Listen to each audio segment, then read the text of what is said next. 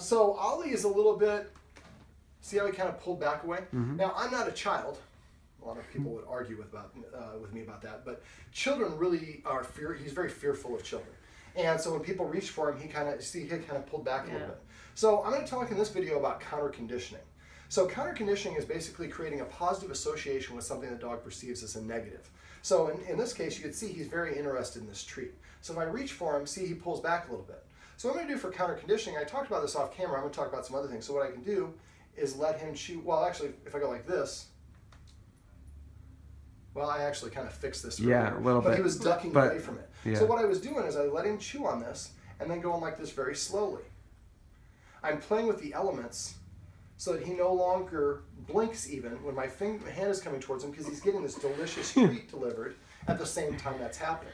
Another thing that's hard for dogs is grabbing the collar. People like to snatch the dog, and that can break the trust. So if you want to teach your dog, and it is important for them to think that if somebody grabs my collar, it's a good thing because your dog gets loose, somebody might try to snatch him for you, and they're going to try to do it quickly. So what we want to do is the same sort of thing, and first I'm going to just grab it nice and loose, let go. Do it again. So you can see he's not responding to it. And so you want to, anything that he's fearful of, we want to deprogram him of that by doing this counterconditioning method. Now for children are unpredictable. They are loud, they are sticky, they grab you in weird places, they run for no apparent reason. So for dogs, it's a very hard thing to deal with. So for counterconditioning, what I do is I use the Tricky Trainer chicken liver flavors, chicken liver treats, the soft ones. So it's like a square. What I'm going to do is squish it, so now it's like a pancake. So what I'm going to do is we're going to find a place, and you can go, we're not too far away from that little playground that's on the on the boardwalk between Venice and Santa Monica. There's like a boat and some other stuff. So you can go in there, go to that area. Don't go inside, but there's a lot of kids playing and swinging. There's a lot of motion. For counterconditioning, we need to do this what we call sub-threshold. He is very sub-threshold right now. Sub-threshold means he's not reacting. Once he starts barking and lunging and trying to run away, that's above threshold. Can't work at that level. So when he's nice and calm like this, now what I'm going to do is I'm going to let him chew on this. If you notice, I can control where he looks by moving the treat. I can make him look up or down or to the side just by moving the treat. Don't get up. So what I would do is I would find it, now I would do this with him on a leash. Now right here he's nice and relaxed. This is a good day for him. But normally if we're outside, there's a lot of distractions. There's skateboards, there's bikes, there's kids, there's all sorts of stuff, seagulls. And so he's going to get really distracted. So what I'm going to do is, let's say that over here, well, for the purposes of this, let's say that over here is where the kids' playground is. What I would do is put him into a sit. I'd have him on a leash, and I'd probably step on the leash with my foot so my hands are free. Then what I would do is I have to find the distance that he can be close to the kids without him feeling fearful or anxious about it. My two tests, can I get him to sit? Sitting, like I talked about off camera, is a subordinate position. So if he sits while the kids are running around, he feels comfortable enough to put him in that disadvantage. Then I squish the treat and I put it in front of his nose like that. If he looks around the treat, he's not interested in the treat, we're getting close to his breaking point. So what we do is maybe we have to be 50, let's say 50 feet away from the playground. What I'm going to do then is I would try to sit down. You can kneel if you want, but if we're sitting, the dog thinks we're going to be here for a while. It doesn't you don't have to be sitting for counterconditioning. It's just one of my little tips. So the playground is right over here. Now it's going to depend on what the kids, how active the kids are. If the kids are have been eating pixie sticks all day long and they're on sugar high and they're bouncing off the walls, I might have to be 75 feet away. But let's say that the kids are pretty mellow, I might get 20 feet away. So in this case, we'll say we're at 50 feet. That's what we've identified. So I start at maybe 75 feet, put him in a sit, and try to give him the treat. If he takes it quickly, then I take a couple steps closer. Keep on doing that until he doesn't want to sit or take the treat. So we're at 50 feet. When the kids are there, if you notice, I'm holding it like this. His snout is going to go above, right above these. So now I can have him looking at the kids over there while they're moving, while we're delivering a high-value training treat to him. So he's watching them, and something good is happening at the same time, and he's far enough away not to perceive it as a threat.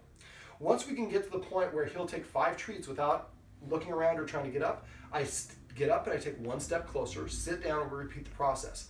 Keep doing that until he's having difficulty sitting or taking the treat. So let's say we get to 45 feet, and that's when he's looking around the treat. And I say, okay, we're closing in on his breaking point. If we push into his breaking point, all the work we just did is invalidated. So once we get to that point, he won't do it. We put the treats away, and then we walk away. The next day we come back, we start at 45 feet instead of 50 feet. Maybe we get to 42 feet, and then the same thing, then we stop and go away. It's a very progressive process, but eventually it gets to the point where the playground is right here, and he's sitting and laying down and getting these treats without any hesitation because we've desensitized him to them and counter-conditioned him that when I see kids, I get treats. I like these treats, therefore I like these kids.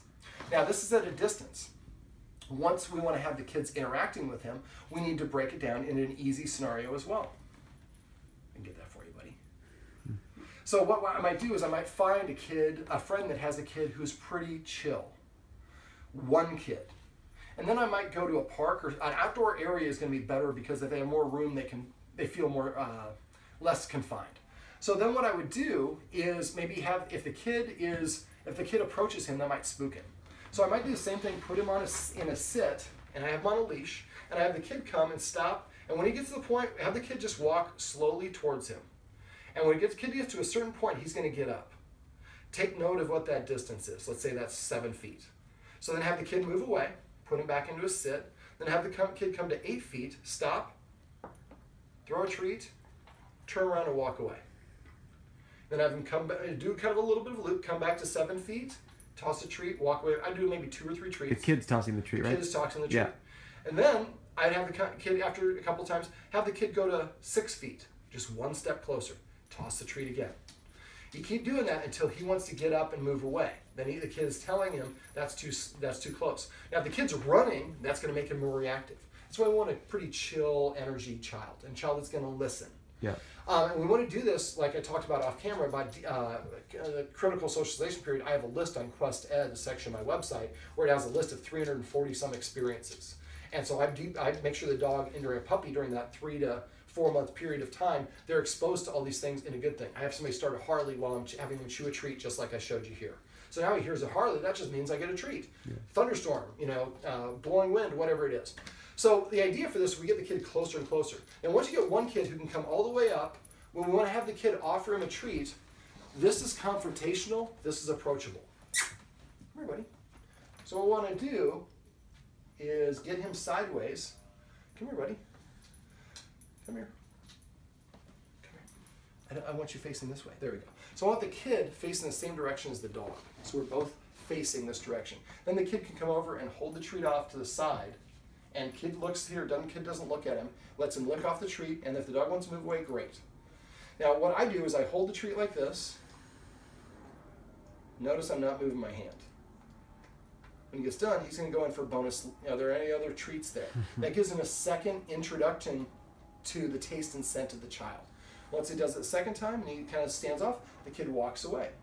So the idea is, and this is just one kid, and it might take several visits before we can actually have the dog taking the treat off his hand. If he doesn't want it, don't force him.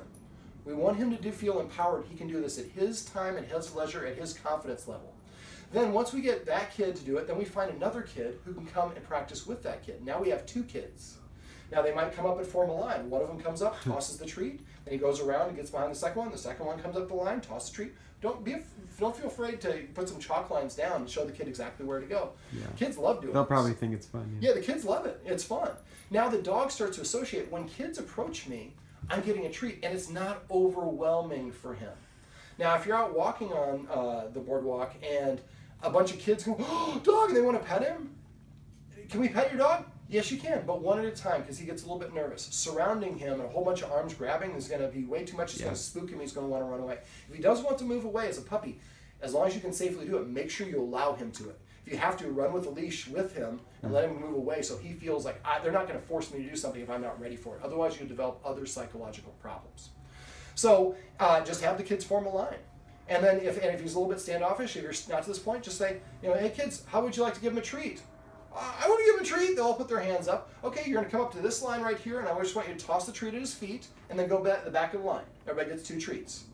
So now, whenever you're walking on the boulevard, you get all these little practice scenarios, and every time this happens, he has a more favorable reaction to children.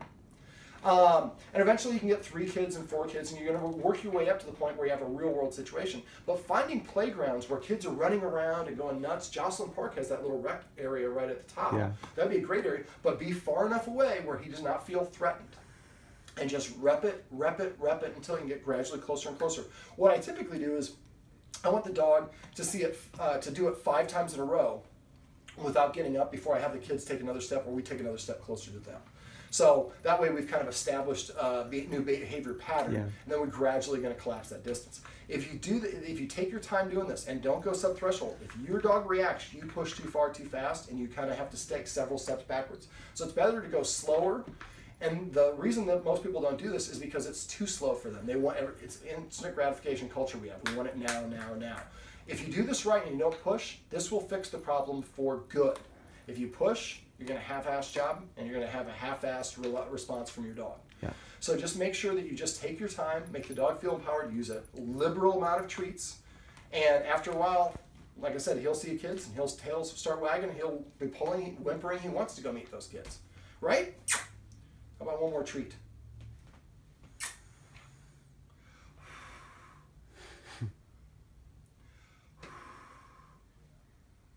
Come on, Minnie.